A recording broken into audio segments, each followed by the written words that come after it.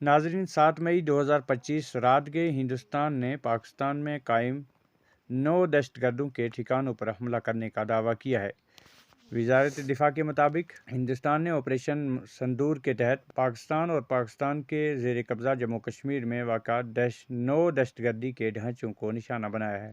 یہ کارروائی پہلگام دہشت گردانہ حملے کے رد عمل میں کی گئی ہے، جس میں 26 جانیں ضائع ہوئی تھیں، جن میں ایک نیپالی شہری بھی موجود تھا۔ وزارت دفاع کے مطابق یہ حملے انتہائی درستگی اور ضبط کے ساتھ کیے گئے ہیں تاکہ براہ راست دہشت گرد منصوبہ بندی کے مراکز کو نشانہ بنایا جا سکے۔ کارروائی کے دوران کسی بھی پاکستانی فوجی تنصیب کو نشانہ نہیں بنایا گیا، جو بھارت کی پختہ اور غیر اشتعالی حکمت عملی کی عکاسی کرتا ہے۔ وزارت دفاع نے کہا ہے کہ یہ آپریشن بھارت کے اس عزم کی عکاسی کرتا ہے کہ وہ دہشت گردی کے ذمہ داروں کو بہر صورت جواب دہ بنائے گا، تاہم کسی غیر ضروری کشیدگی سے گریز کرے گا۔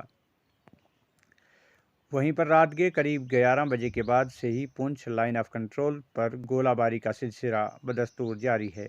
ساوجیاں، گگڑیاں، چھمبر کناری، سنکھ ڈوڈا، نورپور، تھان پیر، گلی ناگ، بانڈی چیچیاں، قصبہ کیرنی، بنور، دیگوار، کھڑی کرماڑا، سلوتری، جھلاس، کے جی، ساگرا، بلنوئی کے علاوہ متعدد مقامات پر گولہ باری کا سلسلہ تاہنوز وقفہ وقفہ سے جاری ہے۔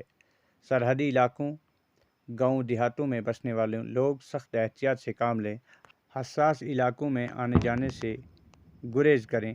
مزید جو بھی جانکاری ہوگی کوشش کریں گے کہ آپ کے ساتھ سانجھی کی جا سکے۔